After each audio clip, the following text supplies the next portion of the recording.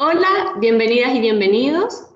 Quiero contarles que durante el mes de noviembre estaremos respondiendo diversas preguntas de niños y niñas.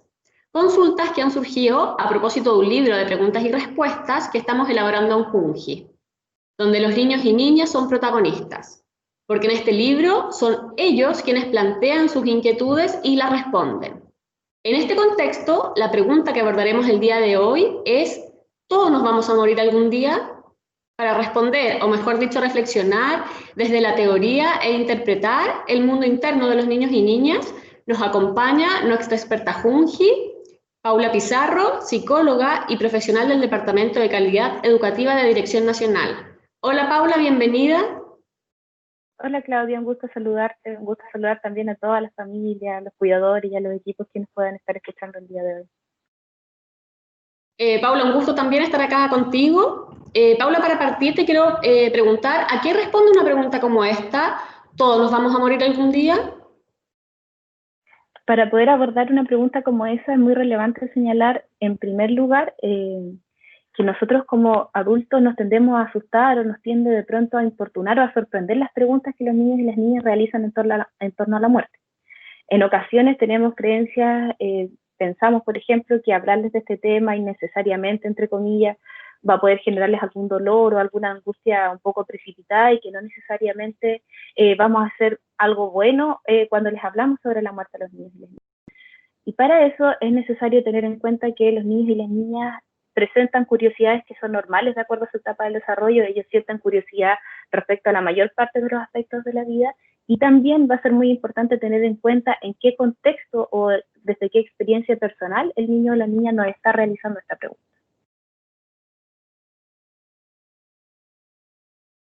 Paula, ¿y podríamos profundizar un poco más respecto a qué emociones o qué idea está detrás de una pregunta como esta?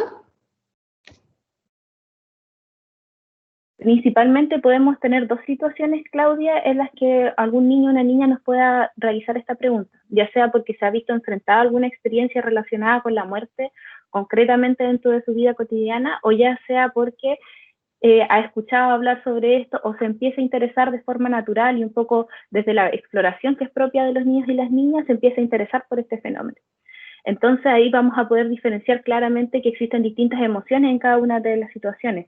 Cuando, por ejemplo, estamos con un niño que tiene una curiosidad que es espontánea por este fenómeno, vamos a tener una oportunidad que es muy rica de aprendizaje porque esa curiosidad va a tener un alto nivel de motivación detrás de él. Entonces podemos ir, por ejemplo, explicándole cómo es el ciclo de la vida, cuál es el lugar de la muerte dentro de todo el proceso de la vida, qué función tiene, por ejemplo, si es que muere un insecto y se reintegra a la tierra, de qué manera él va a nutrir una planta, etcétera, etcétera. Vamos a tener quizás algo que va más desde la curiosidad y desde la exploración en ese caso.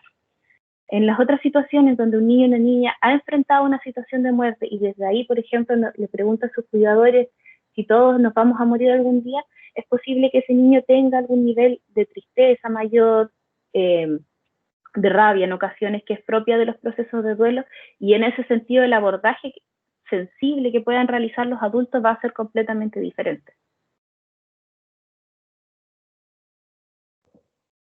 Paula, ¿y qué se recomienda? ¿Cómo responder a una consulta como esa? Una de las recomendaciones más importantes es siempre abordar con la verdad, pero la verdad no quiere decir ir y angustiar al niño en una respuesta como esta. Por ejemplo, si es que nos pregunta que si todos nos vamos a morir un día, una cosa es explicarle cómo es el ciclo de la vida y otra cosa es atender a esto que puede ser un miedo que está manifestando un niño o una niña. Por ejemplo, podemos reforzar ideas que son positivas para los niños diciéndole, es verdad, todos nos vamos a morir algún día, pero tú no vas a estar solo, nosotros como familia te vamos a cuidar independiente de lo que pase, tú cuentas con alguien, porque es necesario recordar que en la primera infancia los niños y las niñas requieren mucho del cuidado de otros y sus vínculos significativos son muy importantes para su desarrollo integral. Por ende, va a ser muy importante que nosotros reforcemos cierto sentido de seguridad cuando abordamos esto y también que ellos y ellas nos perciban desde la honestidad, porque de esa forma tenemos confianza y podemos reforzar aún más la seguridad que ellos y ellas necesitan. Quiero destacar eso, Paula, que nos cuentas de alguna forma responder, pero también darle tranquilidad, entregarle seguridad al niño o a la niña que está haciendo esta consulta, que ellos se sientan seguros. Sí, eso es muy importante, Claudia. También es muy importante no solamente quedarnos dentro de la respuesta concreta o un poco sobre los contenidos de lo que les estamos diciendo a los niños y las niñas, sino que también el vínculo afectivo y la contención emocional que podamos proveer como adultos va a ser muy importante para que esta pregunta tenga un poco de salida, un poco de solución, dependiendo de la situación que diferenciábamos anteriormente en el niño y la niña. Si nosotros logramos entregar una contención emocional que es adecuada, probablemente el niño pueda ir canalizando algunas otras sensaciones o angustias en los casos de las niñas y niños que se encuentran en un proceso de duelo. Por ejemplo, si es que el niño o la niña está extrañando a la persona que ha muerto dentro del grupo familiar y nos pregunta si todos vamos a morir algún día, y nosotros damos una respuesta cálida, probablemente lleguemos mucho más fácil a esa sensación de echar de menos y podamos dar una respuesta que emocionalmente sea mucho más favorable para los niños. Paula, y ya para ir finalizando, ¿cómo se puede transmitir o abordar el tema de la muerte con los niños y niñas? Quizás siempre hablarles que es parte del ciclo natural de la vida. ¿Cómo dejarlo planteado para que no sea algo tan desconocido o los pille por alguna experiencia quizás familiar, personal, sino como que tengan un conocimiento previo quizás frente al tema? Exactamente lo que tú comentas, Claudia, es una muy buena base para poder preparar procesos de duelo, entre comillas, saludables o en condiciones de bienestar posteriormente. Por ejemplo, el niño que hoy en día está consultando sobre la muerte solo por curiosidad, no necesariamente va a saber sobre ella más adelante. Los niños tienen ideas bastante concretas respecto a algunas cosas y en la medida en que nosotros vamos favoreciendo aprendizaje, ellos van comprendiendo mejor el mundo, lógicamente. Por ende, si nosotros transmitimos ciertas ideas, por ejemplo, que la muerte es irreversible o que la muerte tiene una función dentro del ciclo de la vida, vamos a lograr que, por ejemplo, con la idea de irreversibilidad, el niño, si es que en el futuro le toca atravesar una experiencia de muerte, no se quede con la idea de que la persona va a volver el cuerpo físico, eso respetando, por supuesto, las distintas creencias y las distintas sistemas o cosmovisiones que tengan las familias. Pero es importante transmitir que no se va a reencontrar en esta vida con la persona que ha muerto. Entonces, por ejemplo, si es que estamos viendo una situación de muerte de un insecto, antes de que el niño pase por una situación de duelo, podemos decir, esta mosca, por ejemplo, no va a volver al mundo como mosca, pero sí va a ser energía, va a ser alimento porque va a estar en la vida de esa planta. De esa manera, entregamos conocimientos sobre el ciclo de la vida y también transmitimos una noción no tan triste, por decirlo de alguna manera, sobre la muerte, porque si bien existe la tristeza, no es lo único que hay. Entonces, al aprender sobre el ciclo de la vida, damos a los niños y las niñas mayores herramientas para que posteriormente, cuando ellos tengan que vivir en primera persona un proceso de duelo, al entender de qué se trata la muerte, les sea mucho más fácil comprender y validar su propia experiencia emocional y sus propios pensamientos que existen en torno a esto. Perfecto, Paula, o sea, también naturalizar el tema, conversarlo, abordarlo. Exactamente, algo que tiene nuestra cultura que ocurre en muchas ocasiones, que la muerte es un poco un tabú, que en general no nos detenemos mucho a conversarlo y es como si no existiera, como si estuviera allá, pero nuestra vida cotidiana es un poco al margen de eso.